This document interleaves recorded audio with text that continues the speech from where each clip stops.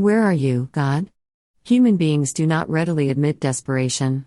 When they do, the kingdom of heaven draws near. Philip Yancey.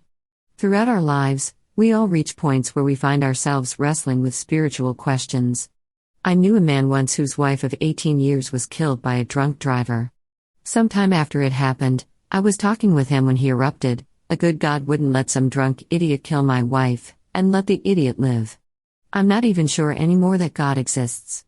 And if he does, well, then I don't want to have anything to do with the kind of God that would let something like that happen." I haven't experienced this man's loss. But I ache for him just the same. What's more, I could see that beneath his hurt, he wanted to trust in God. It's just that in that moment, he couldn't reconcile the pain he was feeling with the image of God that he wanted to believe in. I wrote this book and Bible plan for the many people who are struggling to believe that God cares about them, especially when they find themselves in the middle of a crisis. When you're stumbling through a valley, it's difficult to see the light. You want to believe, but you're having a hard time reconciling the hope-filled message of the Christian faith with what you're seeing around you. More than 2,600 years ago, Habakkuk asked many of the same questions people all over the world are still asking today. And in His grace, God relieved some of Habakkuk's anguish, even as he left other questions unanswered. But on the other side of his doubts, Habakkuk grew into a person with a richer faith, a faith that may not have developed as fully had he not struggled through his doubts. We'll be reading through his story over the next few days. Think about it. If you understood everything completely and fully, you wouldn't need faith, would you? But without faith, it's impossible to please God, Hebrews 11:6. Why? Because faith and trust must emerge from love, not from a business relationship, a transaction, or some situation in which we have no choice. Are you willing to ask honest questions? To wrestle? And more importantly, are you willing to listen for God's answer? Pray. I'm ready to wrestle with my doubts and questions. I'm ready to listen for what you have to say to me, God. Amen. More from Craig Groeschel. This is the message that the prophet Habakkuk received in a vision. Habakkuk's complaint. How long, O Lord, must I call for help?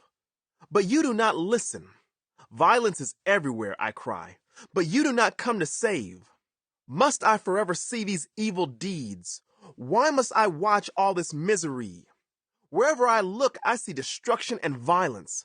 I am surrounded by people who love to argue and fight. The law has become paralyzed, and there is no justice in the courts. The wicked far outnumber the righteous, so that justice has become perverted.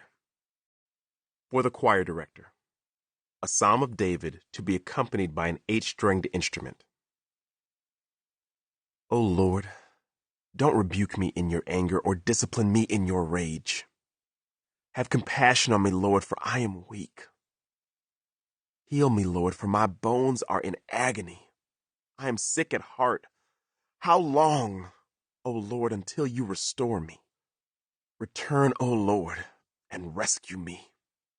Save me because of your unfailing love, for the dead do not remember you. Who can praise you from the grave?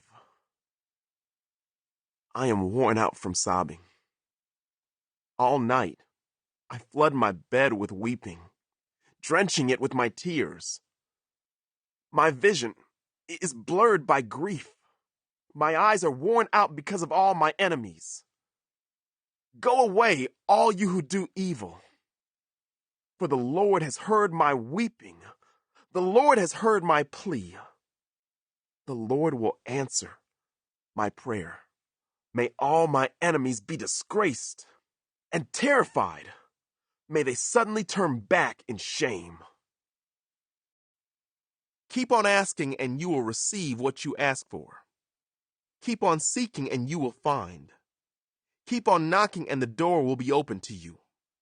For everyone who asks receives. Everyone who seeks finds. And to everyone who knocks, the door will be opened. And it is impossible to please God without faith. Anyone who wants to come to him must believe that God exists and that he rewards those who sincerely seek him.